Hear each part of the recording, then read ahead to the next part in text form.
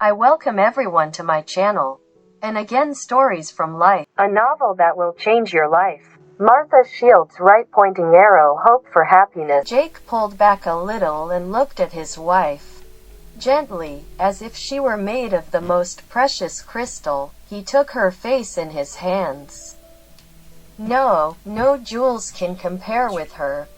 Could he have thought just a month ago, when she screamed at him in the elevator, that this woman would make his life so happy?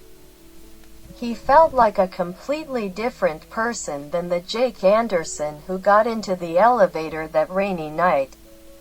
Now he is ready to bless the rain all his life. I can't believe it happened so quickly. He kissed Claire gently on the cheek. I thought it would take at least 3 months because of your condition. Are you happy? He smiled. Isn't it noticeable? Of course. Now you will have an heir. Jake recoiled as if struck. Yes, they got married because he needed an heir, but he managed to forget about it a long time ago. He himself at first convinced Claire that love had no place in their contract. Now he would give anything to convince her otherwise. No, that's not why. No? He shook his head. I am happy because you and I created a new life together. And no matter what happens, I will always have a piece of you, in our child.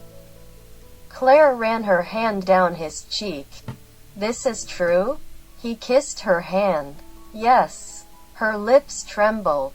Well, Jacob Anderson, it's very much like love. Yes? He asked very seriously. Claire nodded. I thought you didn't believe in love. I thought so too.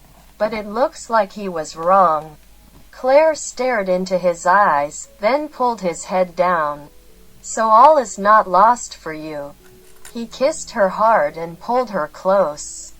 I'm dying to do something for you. Buy something extraordinary. What would you? No. Claire pressed her finger to his lips. Don't ruin everything by talking about money. I need nothing. When will you finally understand it? He frowned. I'm trying to. Claire ran her fingers over his forehead, smoothing out the wrinkles. Just be there when I need you. That's all I want. His eyebrows twitched even more. So you need me? Just a week ago, you said you would never let this happen. Claire lowered her eyes, then looked up again. I remember. But a lot has changed in my life this week. He felt incredibly relieved. Although Claire didn't say those words out loud, what she said was almost tantamount to a declaration of love. Jake leaned down to her lips, but she pulled away. I didn't agree. Jake nodded. I want you to be there when I want it, but sometimes I need to be alone. Understand? I understand, he replied softly. I'll do it the way you want. And in confirmation of these words he kissed her. I absolutely forbid you. Claire stared at her husband with jaw dropped in amazement. Jake blocked the exit from Scarlett's stall and, judging by the inexorable expression on his face, clearly had no intention of moving. You forbid me to ride with my nephews? Exactly. She didn't believe her ears. Is this the same man who only yesterday swore not to restrict her freedom in any way? Are you crazy? I want and will ride. I told Ray to lock the stable gate. You won't go anywhere. Still not understanding what was happening, Claire leaned against the horse's warm side. Jake, what is this show? Have you forgotten what happened to JJ the day before yesterday? Claire threw up her hands. The chance of this happening again is 1 in a billion. I'm not going to risk it. Especially in your position. Here's the thing. Since I am pregnant, I must be wrapped in a cocoon and kept there for 9 months. So I'll tell you what, I won't let that happen.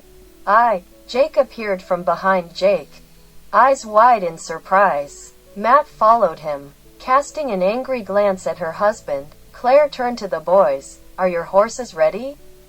The children nodded. Jake turned to them. Aunt Claire is not coming with you. I'll go, of course.